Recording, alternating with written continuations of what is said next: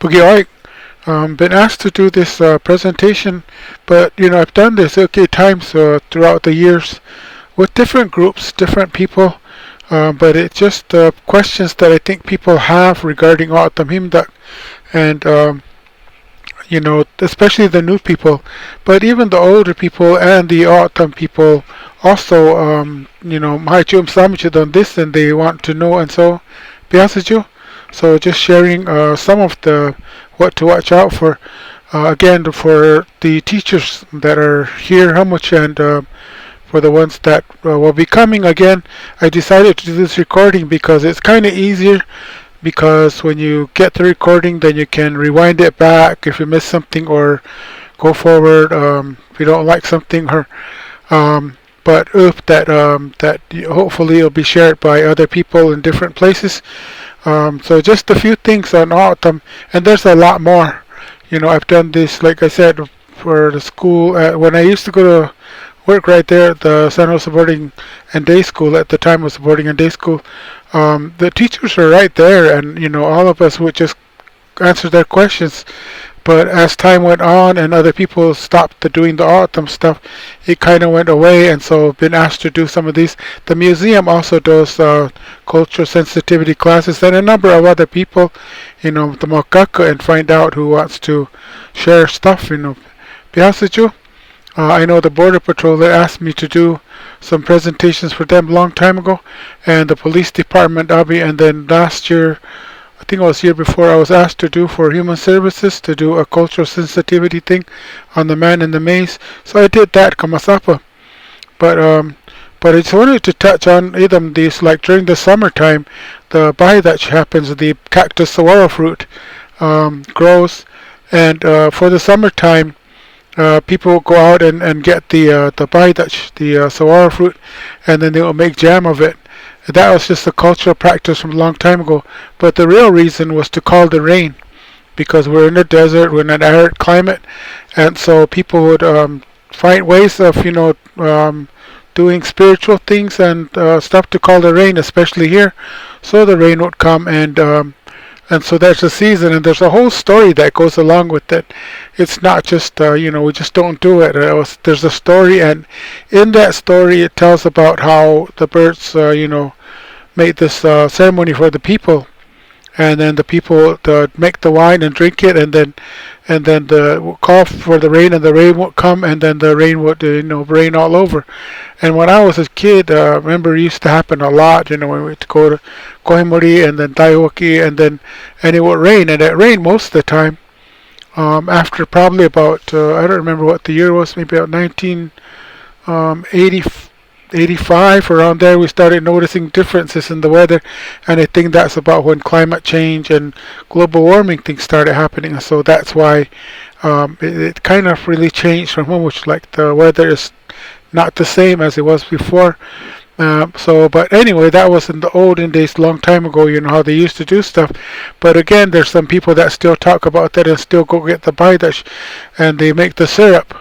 It's more for economic reasons than they were for spiritual reasons, like a long time ago.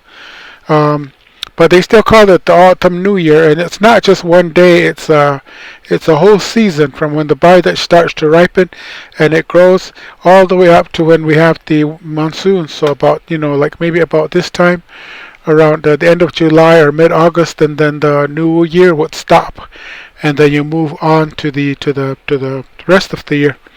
And the main thing was that when they drink the wine, you're supposed to know, like, your relatives, your imik, what they call your imik, because in the autumn system, we don't just have uncles and aunties and grandpas and grandmas and great. There is a word for each one of those titles. There's a word for each one of those placements in the imik. Your father's father is your wask. Your mother's father is your bab, and then your father's mother, your grandma, is your gak, and then on the other side, the mother's mother is your hu'ur. So when you talk about grandpa and the child gets confused, the person gets confused, because a lot of times if they're using that imik, which one are you talking about, kind of like that. or when they say Nyawawit or Nyahakit, that's your father's younger brothers. And others like Kur in Oxy, those are your father's older brothers and sisters. So again, there's a line there, uncles and aunties. We don't just call them that. They're in that. So sometimes if you say a child says, "Oh, my aunt said this," then and you could have to ask, "Well, which one? Is it your mother's sister or your father's sister? And are they younger than your mother?" That kind of thing to kind of know which one they're talking about, so that if it's identified which one they're talking about, which person they're talking about, then you can go directly to that person or to those people that fit that category. So that's what the birds taught us, and so we do the we do the by that drink the wine. You have to say to your father's younger brother Nyakit, and they would have to say Nyakimat, and then you can drink. That kind of thing. So that's where the emik kind of started.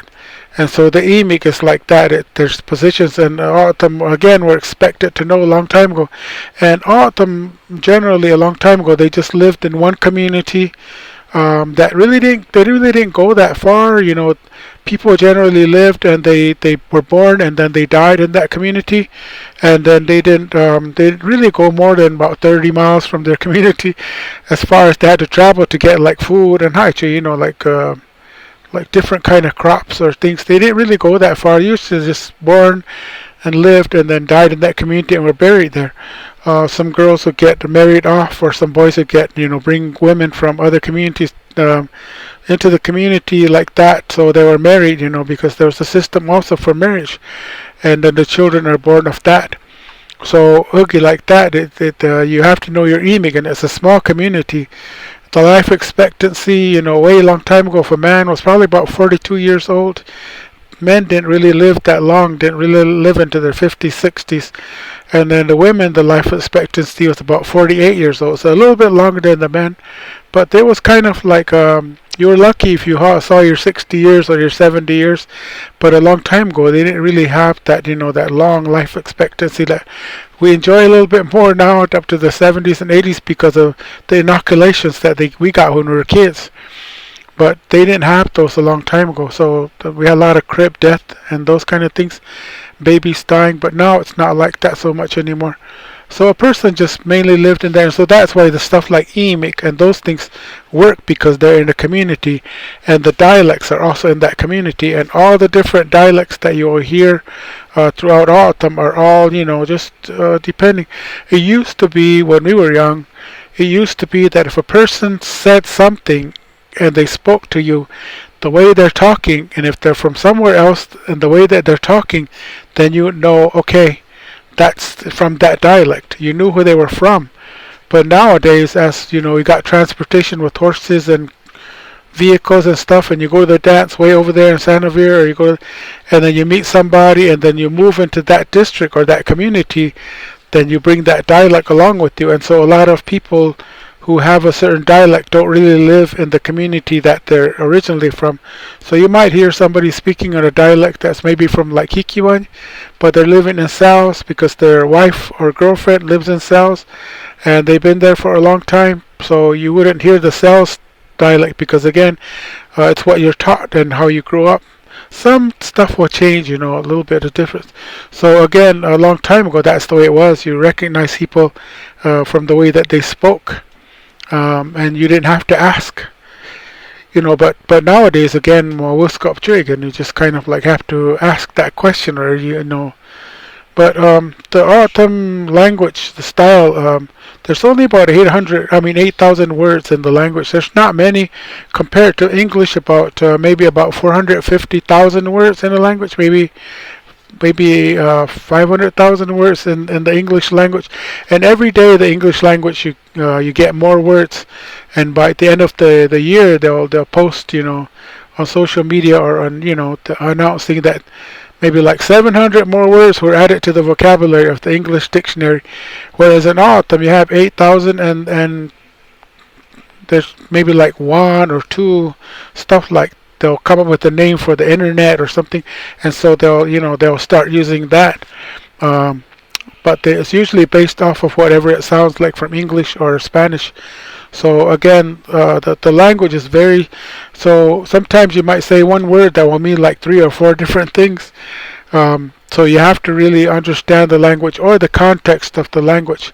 It's a free word order language. So you can put the verb in front or the noun in the back or vice versa. It's not always going to be the same. So again, you're looking for words. You're not looking for a vocabulary or how do you say grammar rules.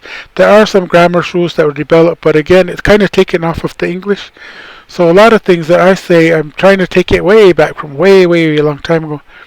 Like people ask a lot of times about the greetings. How do you say good morning? How do you say good? Those are more of English kind of like Western way of greeting somebody. So they get verbs, words that are kind of how do you say exact, what they call word for word. The words that they use like they say skug searik for morning. But this just a literal translation of the word good and morning. But a long time ago, 400 years ago, we didn't have greetings like that. The greeting was the imik. When you see your grandpa walking way over there, hey, you ask, and then, so that would be like the good morning. There was no good morning like now, and people just are polite. There's a lot of things that we have in our language, like we don't say please. There's no word for please. There's no word for thank you. There's no word for goodbye.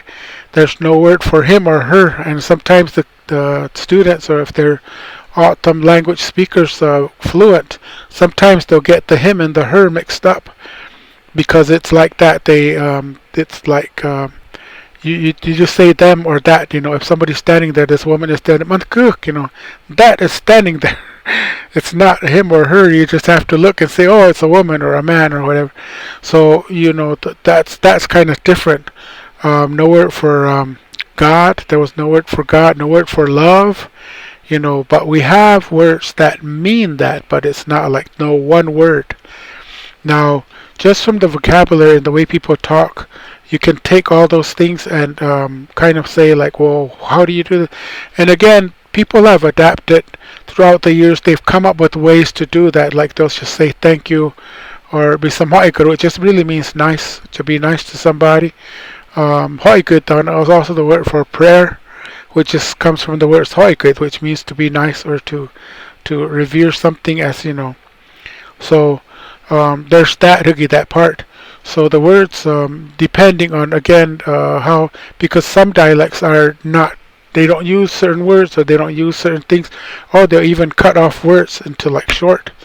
So you might say, like somebody would say, where somebody will say or "Saikut," the different dialects, but that's what they mean, like that. It's not like you're saying it wrong. Autumn is a whole diverse, and this whole, and when you say autumn, you're talking about people aboriginally that lived way down close to Hermosillo, about 50 miles north of Hermosillo. There is a place called the wash that's called the San Ignacio Arroyo, and that's the furthest that we found bones, autumn bones, burials. And then you go up that way towards Magdalena and around towards the San Pedro River, way over there by Bisbee, and that area over there, and Sierra Vista. That's autumn land, and then come towards Tucson, and then on the other side of Tucson, those mountains there where the San Pedro runs all the way up to Superstitious Mountain. And so we don't go into the past Superstitious Mountain, but right along there is autumn Aboriginal lands, and you go all the way towards Phoenix, all the way past Phoenix, way out beyond Surprise, and then come down towards the Gila River, but hitting the Colorado River, going down south towards Yuma, and you pass through Yuma all the way to the Sea of Cortez. That's Aboriginal autumn land, and within that land this language is spoken. The autumn language is spoken. Been to Mexico a few times and met some of those people that are living on that side. They speak Mexican and autumn, but we talk and you can understand them, what they're talking. There's a little bit of difference dialect, but you can understand because the word is the same. The words are the same, basically. And I've been to Salt River, talked to those people in Autumn. They understand, But the other thing is the emic, like I said, you wask and you bob, you ho, you roro, or you have different dialect tones. But in all those tribes, Mabag, it was the United States government that separated us into lands. So you have Salt River, Gila River, Akchin, who are the tribes, but in those tribes we all speak the same language. The dialect is the same, and the clanship is the same. We have two animal clanships. One is the turkey buzzard, and the other one is the coyote, a bun. And so because the turkey buzzard has two arms, you have two clanships in there. It's called Mamagam and Wawagam. And then the next is the coyote clanships, what they call the Apapkam and Apkigam. And so though there are four clanships that are primarily Autumn. And this story comes from Itoy, who he made some people and they killed him. So he wanted to get back at them. When he came back alive, he went underground and pulled the Wushkam, the Autumn, out from below up onto the ground. And while they're coming out of the ground to come up here to help Itoy fight off his people, that's where the clans are named in that story. And so they come out of this hole. First one are the Mamagam, and then the Apapgam, and then the Wawagam, and the Apkigam. So those are where we get the four clanships. Now those are primarily because Autumn is a male, paternal tribe. So those are the four clanships that if your father, whatever clanship your father is born from, those four, then that's the one you have, your clanship. So my grandfather is Mamagam, his grandfather, for all those time, always Mamagam. But we fit into that family. It's called Wumka, a moiety that is developed. So, and then you have your other clanships. But what if a woman goes off and she has a child with somebody from some other race, some other culture, some other tribe, some other whatever, that is not Autumn? Their father would not be from one of those four clanships. So they made another clanship. So there's actually five. The five clanships. That one's called Okor. Ogorwumkam, and that's where we get the word Og. Because a long time ago, the kids, when they would call their fathers, they didn't call them Og. You would say, if you're from the Mamagam clans, you say your mom, or your wow, or your apap, or your apki.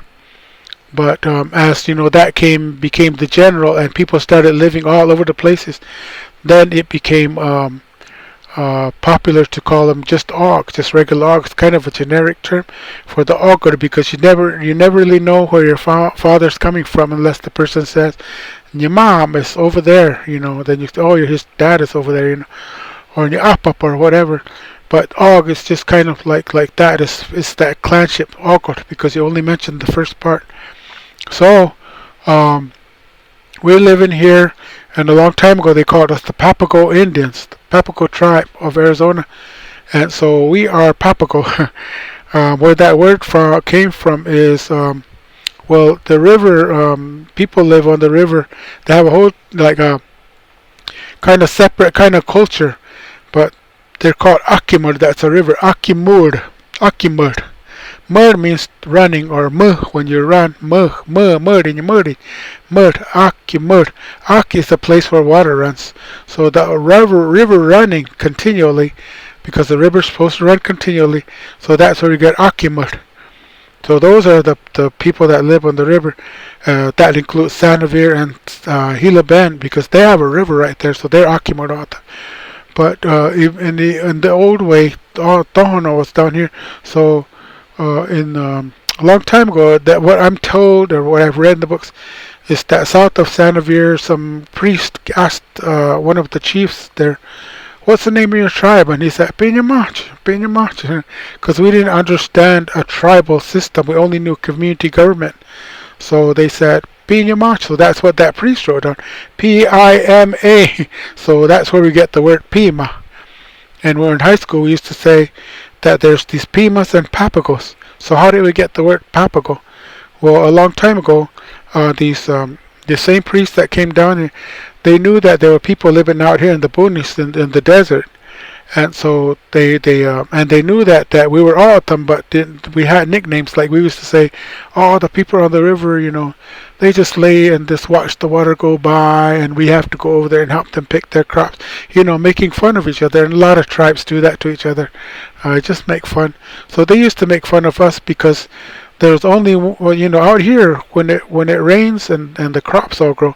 So the corn will grow, your squash will grow, watermelon, whatever you plant will all grow. But when there's no rain in the times of drought, nothing will grow except there was a bean, this little white bean, a tepary bean, and they called that bawi. Bawi. That's and when you have one of those little beans, like full of a lot of like nutrients and stuff, so people would just subsist on that bean because nothing else grows when there's no water, when there's no rain, but that bean will grow. And there's the story again how that bean came to be here. But so they used to say those people live down here. They make fun of us because we only could eat bok. So they say, oh, they only eat beans. But the way they said it is, when you have a bean in English, you have one bean and you put it right here, and there's only one. That's singular. And when you do plural in English and Spanish in a lot of cultures, a lot of languages, you say the word and you put an S on the end of that. So you say, instead of one bean, you have a whole bunch. You say beans. Beans. That means there's more, plural. Okay, so in the autumn where you don't do that, and I hear a lot of people say that, a lot of kids, there's like they'll use an autumn word and put an S behind it. Oh, we have my mom made a lot of chumets, or we saw a lot of cows over there, or there's a lot of máquinas running, they're all driving down that way, or stuff like that they use that. Again, the English way of making plural, put an S on the back, on the end of it. So Bowie would be bouse, if they were saying it like that, using an English ending. But in autumn, we don't do that. Our language is, again, different. So what we do is we double the first sound, the first syllable. We make it double. So you say like chumit. I know some people say chumite, but that's a dialect thing. But we say chumit in God's country. Okay, so chumit, one chumit. When you have a whole bunch, you don't say chumits. You say chumit, chumit. And then, like horses, you say caballo. And that word comes from Spanish, caballo. You don't say caballos. You double the first sound. So you have caballo. Or you have like máquina, one car, many cars, máquina. These guys over here at the veterans thing, they're trying to build some wato. They'll build a wato from each district, and the guy keeps messing up. He'll say watos, and no. So I finally tried to teach them, but I don't know if they got it. It's a different, because when you use the W words, wherever you have W, so you have to say wapto for many. Not wato. So again, it's different when you use certain words. Like what do you say? Weapoy. Weapoy is a boy. Weapoy. When you say boys, you say weepiop. Or weesiro is one cow, one calf. But when you say men, you say weepsiro. So again, it's different, with the W and some of the others. But anyway, so you double the first syllable. So you have one bean, and it's called a bauch. Bauch. So this priest came and he asked those people on the river, what do you call those people that live out there that eat the beans? And he said, oh, we say ba bao yotam, from ba bao, many bauch, many baus. The bauch, plural the bauch, so ba bauch. Oh, what do you call them? Ba bauch. So to get a Spanish guy with the Castilian tongue from real Spain over there, and you get him to say ba bauch, he's going to say papajo, papajo. And so they wrote it like that.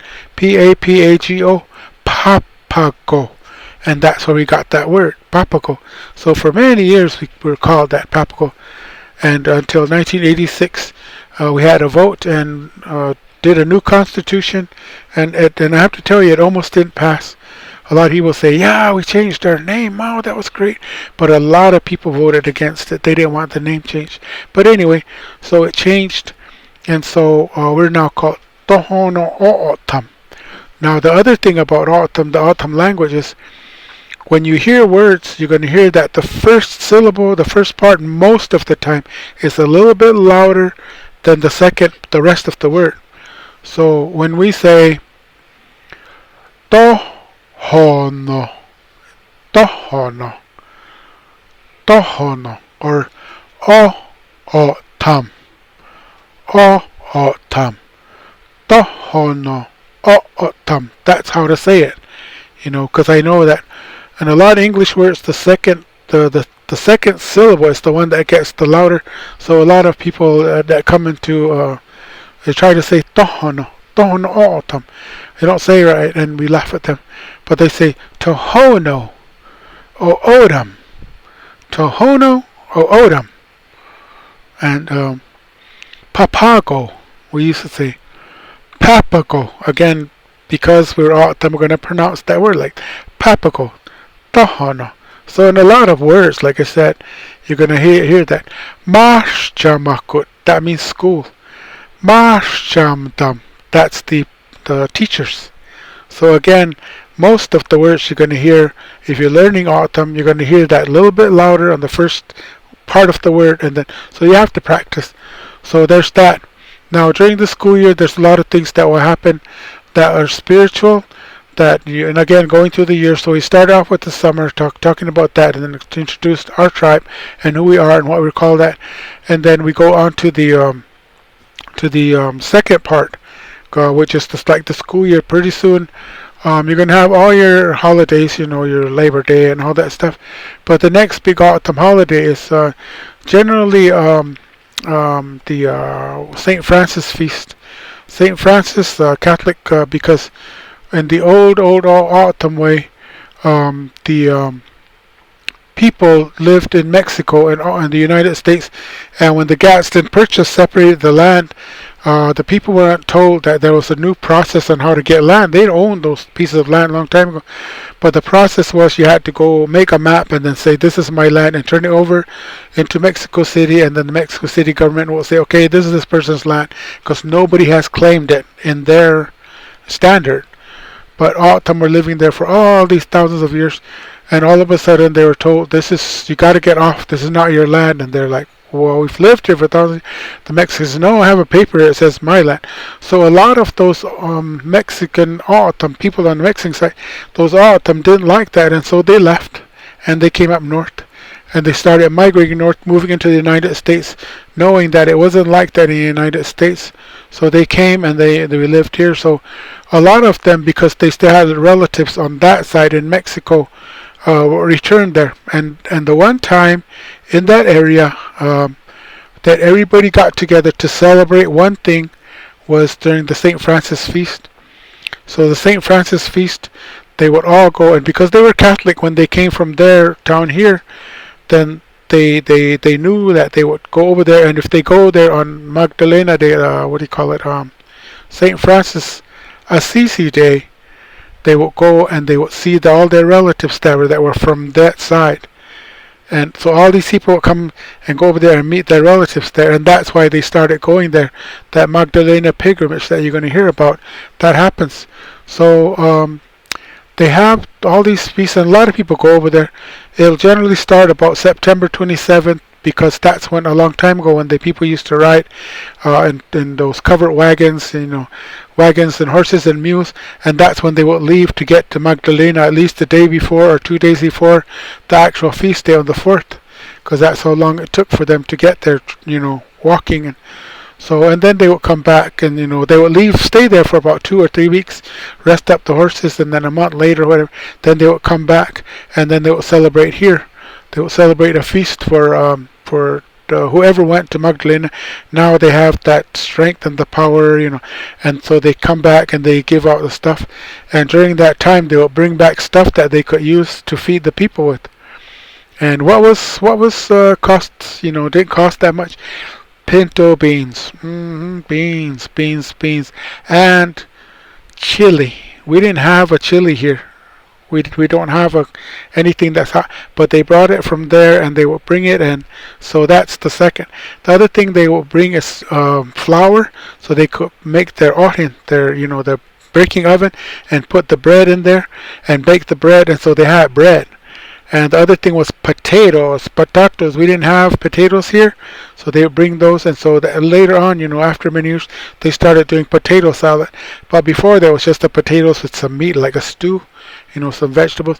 So that's why we have those four. Whenever you ask somebody, what kind of meal are they going to serve? Thanksgiving, oh, you're going to get turkey. Mexican, oh, you're going to get tacos and beef. But if they say a traditional meal, they're going to do a traditional meal. Okay, it's going to be beans, chili, potato salad, and bread. And some Kool-Aid or whatever. But that's why we do it, because the people would bring that here and take it back. And after a while, when the people died, then they would celebrate. Didn't cost that much, and people would bring a lot, so that when people died, they started doing that. And that's why that's traditionally serves at one of those meals, even weddings or confirmations, baptisms. It's usually that meal. Nowadays it changes. So anyway, so that's why, and that's where that came from. The kids will go and they'll get blessed, and sometimes they'll have a red ribbon. That means that they're being blessed, or that they have some spiritual, maybe some spiritual problem, and so they went over there to do the blessing. So they'll wear that and don't ever take it off. I know there's many stories about teachers who didn't understand that and took it off of them, or cut off that ribbon, and the child cried and their parents got mad. Grandpa, got through a fit, whatever, because again, that's their own thing. So you see stuff like that, or little like crosses or little things, like maybe a scapular, or or a chapelet or a rosary around them. That's where they got it, and they're being healed spiritually. That's why. So just leave it alone. They have their time when they're supposed to take it off. They'll be told when to take it off by their family. They won't tell you about it. Oh, my child has a ribbon on, and please don't take it off. No, just know that it's there for something. So there's that, and then. They also have a St. Francis feast here on the nation, but in the last 2 years they haven't had it because of COVID. They're going to have a short celebration this year, but when it usually happens, it happens on that day, October 4th. So a lot of kids might be missing during that day if you have class, but a lot of the school, I don't know, the places and the tribe, and the different schools, they'll take off October 4th. How come? Because nobody's going to come to work. They're going to call in sick or whatever. And the kids aren't going to go to school because that's their time for that. Especially if their parents or their family is involved in that feast, which is a thing that they do. They exchange ribbons and stuff. So if their family's involved in that even more, they're not going to be there. Or if they go to Magdalena to that way, then okay. But I don't know about these COVID times. So anyway. There's that, and then the next thing that will happen is All Souls. Halloween is called Halloween, but it really comes from the word All Hallows Eve. That is the eve of the November 1st, which is called All Saints Day. So in the Catholic world, a long time ago, hundreds of years ago, they would gather at the cathedrals and celebrate All Saints Day. But the people would arrive the day before, because there was a blessing in the morning, and the bells would ring and all this stuff to welcome in the saints. So they would gather around the churches and burn these fires, and then they would trade food, eat food, the sweet foods and stuff. So that's where the Halloween really started. And so it's called All Hallows Eve, or the Eve of the Holy Ones. All Hallows. Hallow is the word for holy. So the saints are the holy ones. So All Hallows Eve, the Eve. Okay, so Halloween, that's where we got Halloween. Then the next day is All Saints Day. And that went on for a long time until some people say, hey, what about my grandfather? He's not a saint, but he did some good stuff.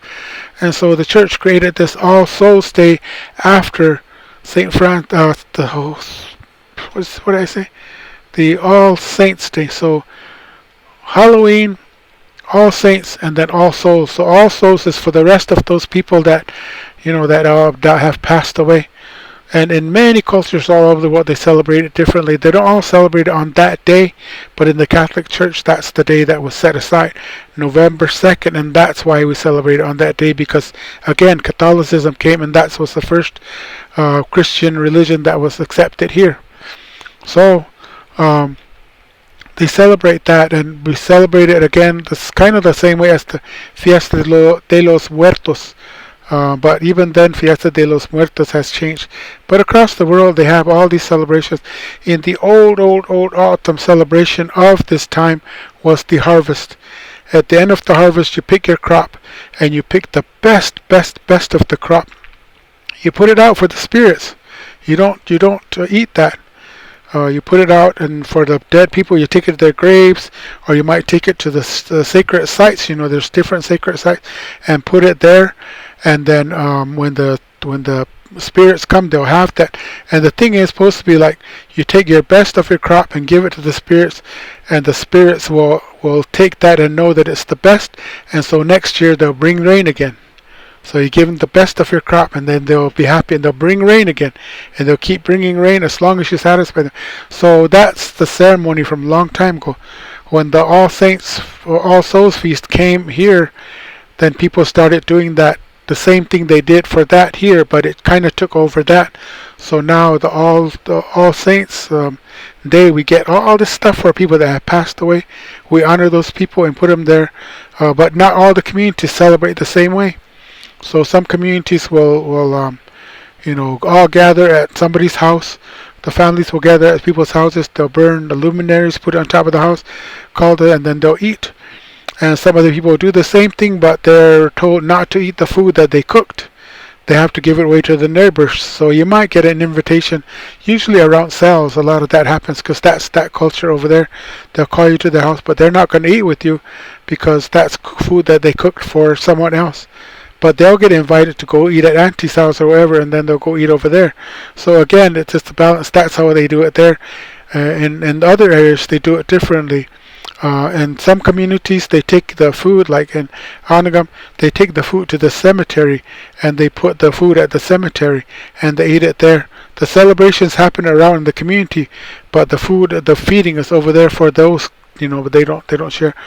Some communities will come together at the feast house, the church, and then have food afterwards.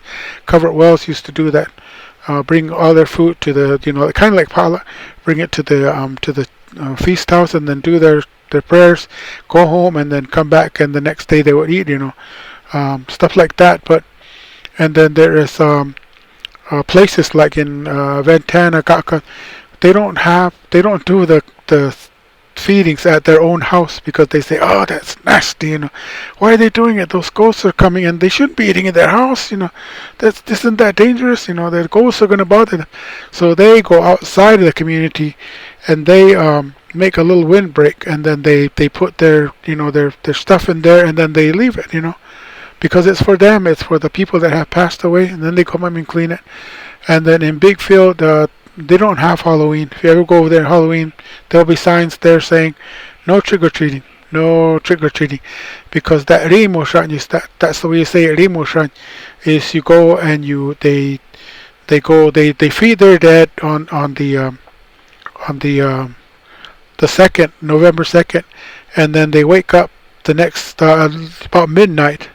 They wake up about midnight or 10 o'clock or whatever, and then they'll start going around to each other's houses. People will stay home to give out food, so people will come and they'll give out like candy and bread and soda and apples and whatever. They'll give out to people. The musicians used to walk around and play, popcorn, different things that they would honor the dead people. So they would do that, and so that's the way they do it. I know at San Javier, just recently we had some of them, because they have no real space, so they'll go over there to the rock house by the church, and they would each take turns, like they would do like 45 minutes to feed their dead, and then they go away and the next group comes. So it's kind of like that, but they all supervise that. So all the different places, they do it differently. In Gila River, also very much the same, like Altona. It's just all different. They're not all the same. But autumn, a lot of people celebrate that. That's what you're going to find during that time, is somebody might say, excuse my child, because we're going to feed our ghosts, or our dead people. They call them ghosts. dead people are spirits, So that's that hygge. And then rest Thanksgiving, and then the winter time. You have storytelling during the winter time. That's here and there depending on what's happening. And winter time go all the way through, and then up to when the spring comes, the equinox comes. And just before that, around that time, spring will change. There's some communities that do some stuff, but heading towards the summer, there's some ceremonies that would happen a long time ago. They used to happen in the cold time. Here, they still do the Wigida in Kitawak in Mexico, but it happens every summer. And then there's what they call la mamaga, the deer dance, the deer, how do you say that? They shoot a deer and they make medicine out of it and they eat it. So they do that like in Pisinmo and Kuwa'o. Primarily those communities have continued that hygge. So they will do that, and again, they're not going to announce it, they're not going to tell you, not going to put out a poster, not going to put it on social media. It's just going to be word of mouth. And then the wine feast.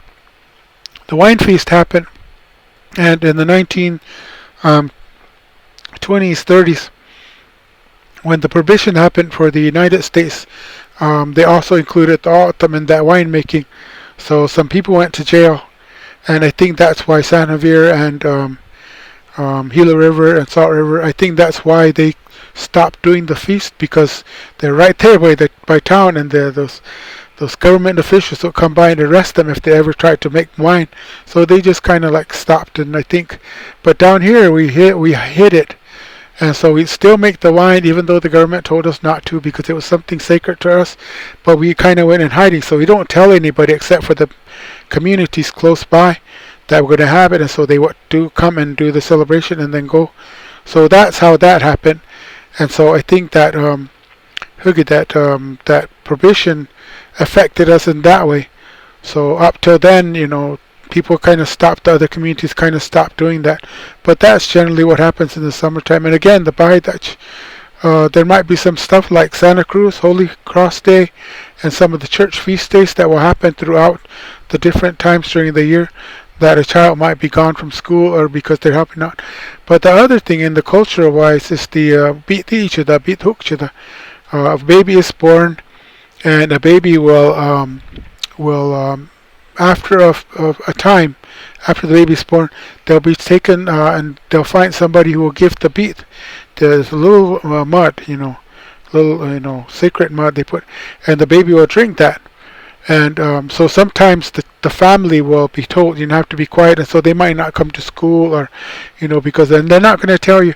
The other time is when the girls get their menstruation, the first menstruation, and then the traditional families will, when the girl starts her menstruation, and she's not going to know, there's no like, everybody does it when they're 12 years and 5 months and 6 days into it. They choose, the girl's body will choose when that's going to happen, and you can't tell. So usually girls about 10 years around there, 11, 12 around there, they have that, and the parent will pull them out of school, and they're not going to tell you. Many times they're not going to tell you. It's a personal thing. They're not going to tell you. So they're going to go and they're going to do that for the girl, and they'll keep them home for 4 days until the end of their menstruation, and then they'll send them back to school. There's a lot of stuff that happens during that time. The fasting.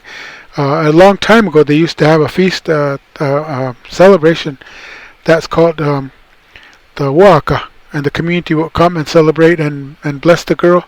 We don't do that celebration anymore.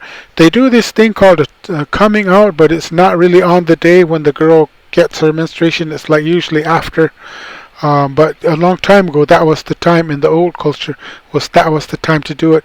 And after that, every time the menstruation comes, every month the girl's asked to go out and be in this little hut, and she's purifying herself. And then when that's finished, then she comes back out to the community. So every month. So we don't keep that up anymore. How come? Because if a girl's missing from school for 4 days and she keeps doing that, she's going to get kicked out of school. Or if a woman is menstruating and she has a job and she leaves for 4 days, out of every month, she's going to lose her job. So for those reasons, we don't do those anymore. And again, they're not going to tell you. You might find out, maybe their friends might say something. But again, they choose. I had a granddaughter, 7.5 months old. It happened. Second grade, it happened. And she was already an adult as far as autumn I saw it when she was third grade, all the way up. I had another friend that didn't receive hers till like 18 years old. She didn't get her menstruation until she was 18. And so stuff like that, you don't know when that's going to happen. So again, you have to watch out for that. And again, it's not something that they're going to tell you. They'll just pull the female out. The boys, we don't do that ceremony for the boys. It's this kind of personal thing that some parents will do that to give them boys some strength nowadays. And that's when, the boys are talking and then they start talking deep. And you know that their voice box cracks. That's around that time when they give them the beat. But again, it's just here and there, depending on the parents, how they want to practice that or how they've practiced that or what they knew. But that stopped a long time ago. It started to be continued. There's other stuff. If the mother gets sick or if the mother whatever, a lot of girls that are older will be asked to stay home. You have to excuse them because mom's going to be sick in the hospital or not in the hospital, but somebody needs to do the work so the family can keep going. And sometimes the whole family will be told to stay home by a medicine person. The medicine person will come and they'll do the voodoo, and when they finish they'll tell them this is what they do a diagnosis, and then after that is the prescription. Do this. We've had a lot of things like that when I was working right there at the school. It's just a walking distance. Went to the medicine person and because something was going on, and he told me you can't get in a car for 4 days. Don't go in a car. And I remember watching that show called Cops, and the camera was right there, and the guy was driving, and I closed my eyes real fast because I thought, I wonder if that's the same thing as, like being in a real car, or is this just the TV? But I didn't want to know. I turned the TV off. But again, I couldn't get into a car, which was okay because I could just walk to work. And it's different from when you're when you're far away. So again, these things might happen. They won't tell you because it's a personal thing, but just understand that there's a prescription. And some of them might trust you enough to tell you, but the reason they'll tell you is because you wouldn't understand. And then the autumn is especially hard because you're supposed to understand. When somebody's not there, you're supposed to understand and leave them alone. Don't ask them any questions. Just go on, And in this virtual world, it was kind of okay because the classes are recorded. You could send the recording to the person if they're sick, then they can watch that. We did that at TOCC, but other than that, it was like person's sick, they're sick. If somebody passes away in their family, the same thing will happen. The children will get called out, and sometimes they won't be sent to school during that whole time, and it'll take like 20 days or whatever. And then because after a person's burial, so if you know that so-and-so passed away and this child is missing from school and this is the funeral date, so the next day they're going to show up, a lot of them wait until after the 4th day because our spirituality calls for when the person is buried, then 4 days after that you have to celebrate again. So they're still in mourning. So you might find that out. Now, how you do that, I think that the COVID has really taught us a lot of stuff that we can do without personally being there. Hopefully, you'll look in that direction to help these people that have that, because they'll be like showing up for school every day. All of a sudden, they're missing. Why are they missing? What's going on? You start questioning, and that was my number one student, but you don't know it might be a personal, spiritual matter. So again, you need to think about these things as you're doing things. I know I'm going past the 30 minutes that I was told to do, but I'm just kind of throwing stuff out. There's a lot more that I could share about, but I'm just going to stop here. My email address is camillus@azci.net. That's AZCI. It's short for Arizona AZ City CI. AZCI.net. So camillus@azci.net.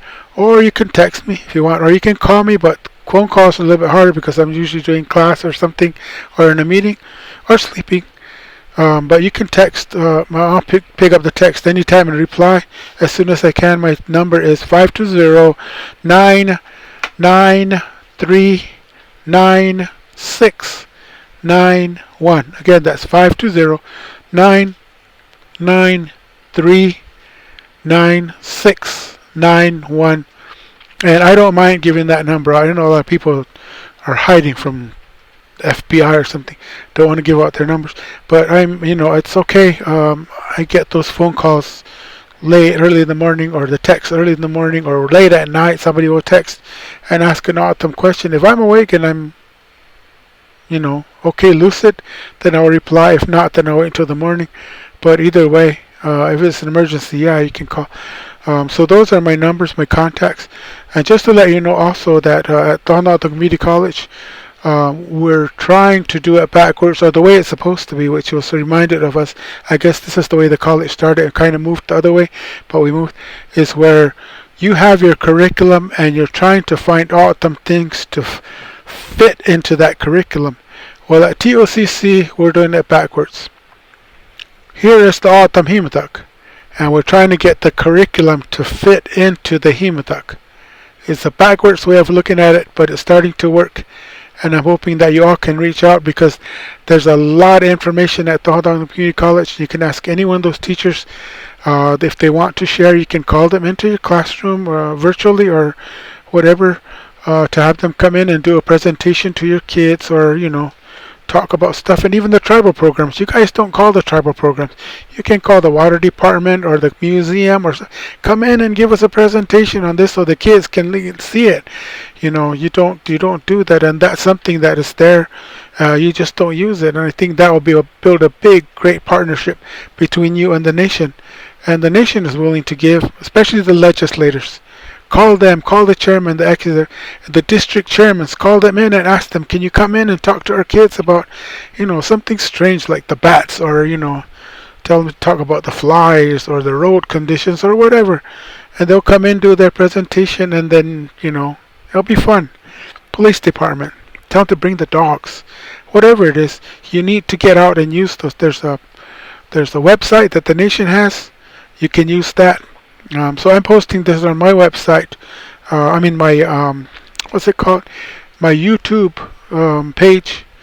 And there's other videos in here if how to want to read, how to write, and want to learn to read and write in autumn. There, I did the alphabet there. There's the emic. There's the different kind of, and then on my web page, I also have stuff like little small stories about Baidach and some songs on there.